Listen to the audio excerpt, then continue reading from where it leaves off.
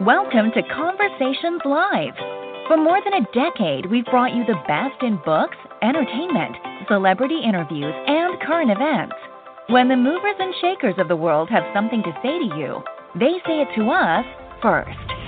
Now celebrating 17 years of broadcasting success, here's your host, Cyrus Webb. And welcome back, everyone, to Conversations Live. I'm your host, Cyrus Webb. Glad you all could join us once again, both for our radio audience and those tuning in online. We're glad you all could be with us as well. Bonnie Frankel is making her first appearance on our program today to talk to us not only about what it's been like for her to stay active and inspiring in her own life, but also what it's been like for her to inspire others as well. She's written a new book called Bonnie's Theory. We'll talk a little bit about that, but also what it's been like for her really through her example to show other people what's possible, especially in the year that we're living through with 2020. If you all are just now finding out about Bonnie and her book, of course we'll let you know how to stay connected with her. But Bonnie, thank you so much for the time. I really appreciate it. You're more than welcome. So I should say your book is Bonnie's Theory, Finding the Right Exercise. And what I love about this book, Bonnie, I got mine through Kindle on Amazon, is that you not only share inspiration for our audience, you share a bit of your own story as well. I mean, especially when it comes to running, and we'll get into that. What has it been like for you, Bonnie, to realize how your life and example have inspired so many? Oh, gosh, I don't even know. I mean, to begin, do you want me to start from like when COVID hit, or just throughout my life in coaching? Yeah, just throughout your life. Yeah. What has it been like for you to know you've been able to motivate somebody? When I first started, one of the kids, I went back to school after a divorce, and I went to Santa Monica College. And one of the kids, after we were taking ballet, which was okay, it was okay, she says, let's take a running class. And so I said, sure, I'll try anything. And so she says, now there's this guy who's teaching it. It was Tommy Smith, and the guy who put up his hand for Black Power in the 68 Olympics. Mm-hmm. And so I fell in love with it. And he said to me, as long as you can put on a pair of shoes, you'll run. And I thought, he's got to be kidding, because I've used running in tennis. I've done a lot of exercises in sports. And but he was right. I found the right exercise. And I took it, and it changed the way I'm learning disability. I was able to tape my lectures, less. It made my personality so. The kids used to call me Bonster the Monster.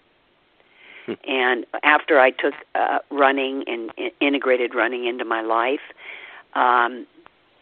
it was the Energizer Bunny.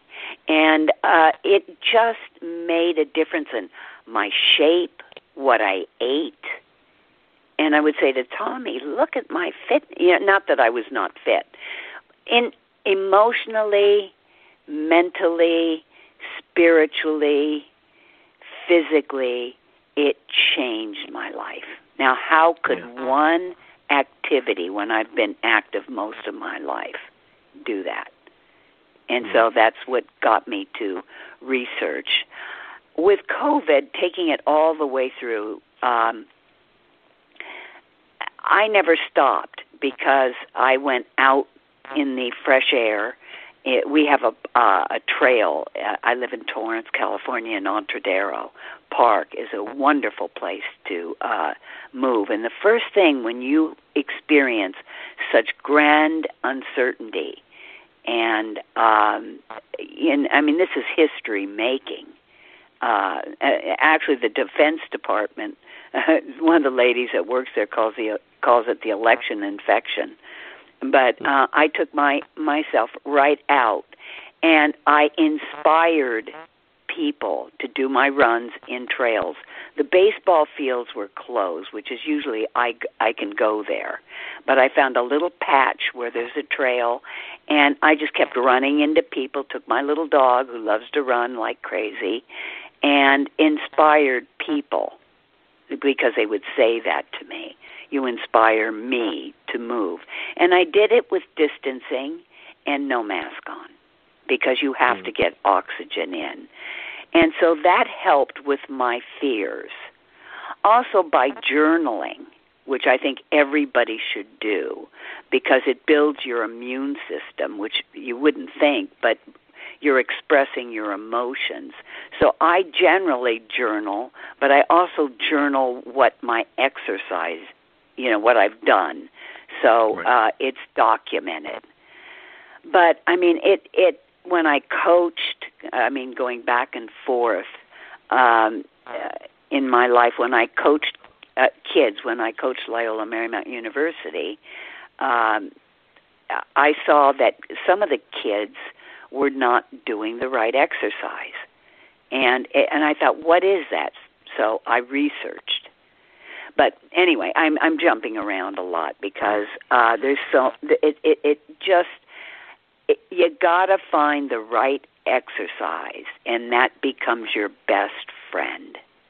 Then I like people to journal because that is so potent, because that helps to express.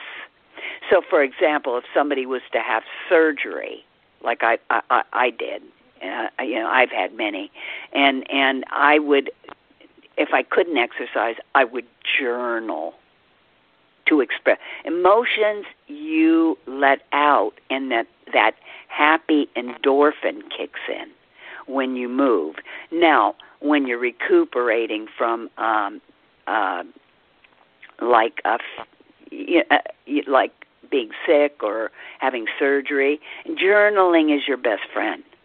That becomes your best friend, next best friend. And when you exercise and journal, I notice I'm adding journaling in because I'm doing an article on it, and I found it so potent. I naturally do it, but we underestimate that. Right. Well, I was thinking as you were talking then, Bonnie, about the other side of what people need to know about you, because you're talking about the great things that you've been able to do and, of course, the impact. But there have been challenges, and you talk about that in the book, Bonnie's Theory, finding the right exercise, that your life has not been an easy one, and it wasn't about finances. It was about physical, which makes what you've been able to accomplish even that more impressive. So I want to ask you this question, because you had many reasons why you could have said, I can't. What is it that helped you say, I will? I think the natural gift that I have intuitively is to move. When you're uncomfortable, you want to get healthy. When you're having difficulty, whether it's a divorce, whether it's diagnosed with breast cancer or a hip replacement, like I had sickle cell anemia. And it was like I thought I'd never run again, but it's that then I was homeless from being very wealthy because I believe in what I do, and that's more important to me than making the money or finding a way where I can live comfortably. But there's a motivation that you want to get out of bed or get out of the bad feelings, and the best thing I could do was just move whatever I could move. and I think it's very important that people use movement instead of other toxic chemicals that people do to feel good about themselves. In other words, for example, if I were on medication, I would want to dump the medication and get the high from exercising or journaling, or whether it be yoga, stretching, getting in that water. I remember when I had breast cancer. It's just a gut feeling of let me get out of this place and go to something that is in movement. But the run, really, discovering my favorite, my best friend exercise, came after a painful divorce and when I went back to school and just took a chance. Right. And then I developed the theory. Does that make sense? It does make sense. And I think it shows, too, I think, as people read the book and even listen to you, that having a goal is one thing, but then also doing the work is so important. Implementing I also think yes.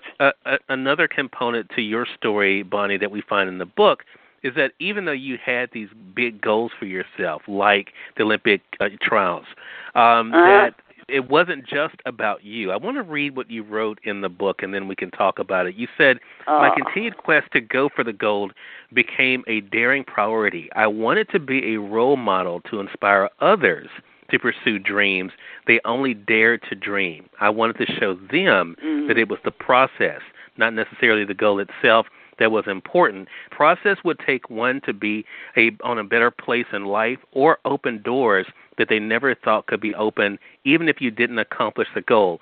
So it was interesting in reading this because a lot of your book, even though it's your story, it's like you always knew, Bonnie, that this was bigger than just you, that what you were doing was not just for you, but for other people. Why was that so important for you to let other people know that they could dare to dream? I want a better world.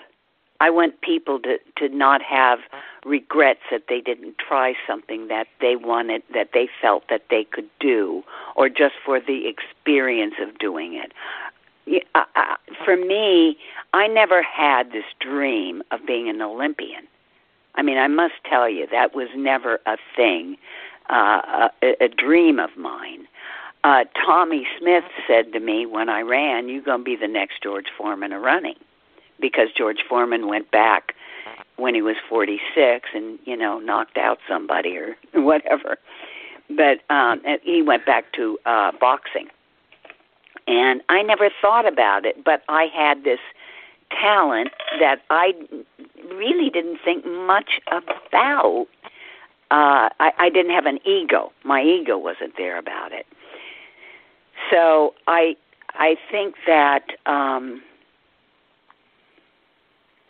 there is something about inspiring people that is more important to me than all the money in the world.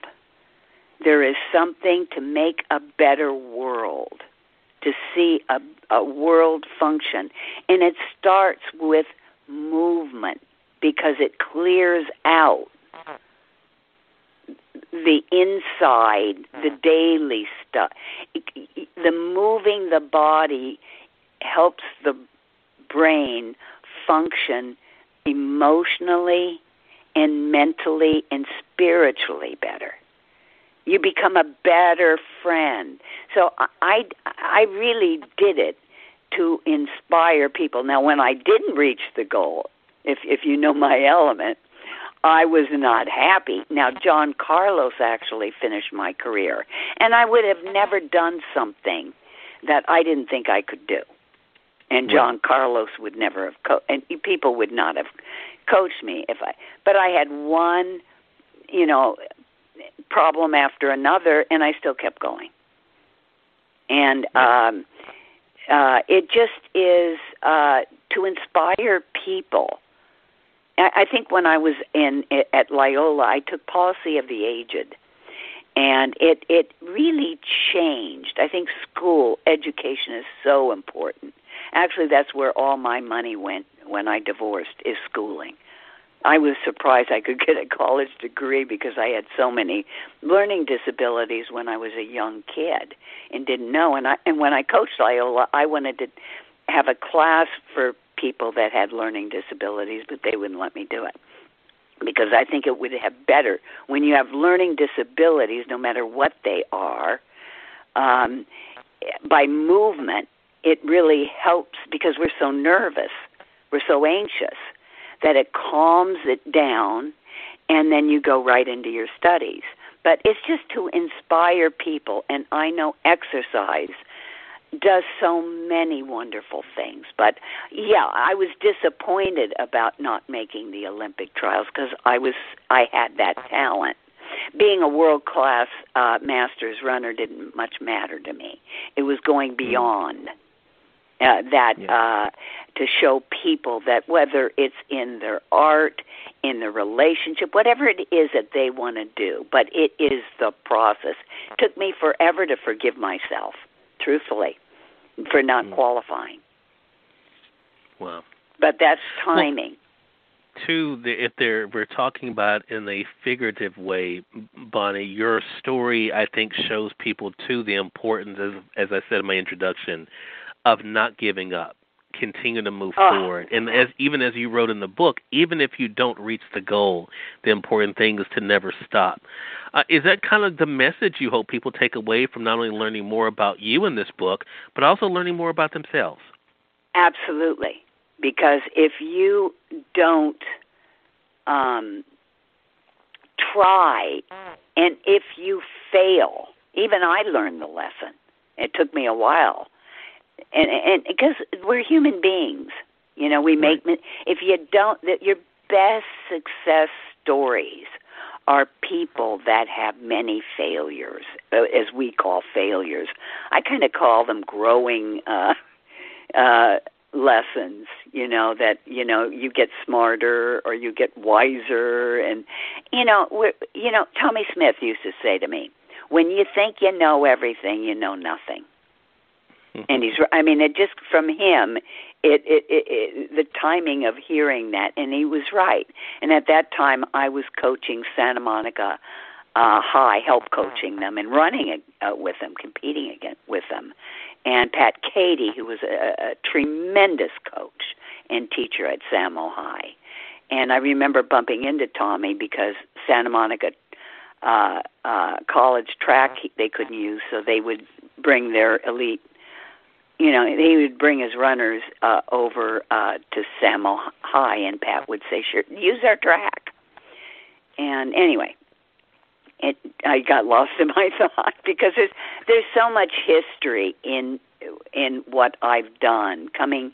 If you think you know everything, you know nothing, and right. So if you don't make many mistakes and have many failures, which is still hard for me to gulp down, and I'm sure for other people because they want that done perfectly, and it's not. It's like my interview with you. I'll jump around because I'm so vulnerable to ideas, and I've done so much. I've had a big life. Yeah. Pardon me? No, go ahead. I've had a big life. I grew up in Bel Air, went to school with Nancy Sinatra, Frank Sinatra Jr. I rubbed elbows with the best, and then I've been homeless. I had to work myself back because I wanted to know who I was, not just have things. Not, money's fine and things, but you really have to know what is really important to you, and that's a process.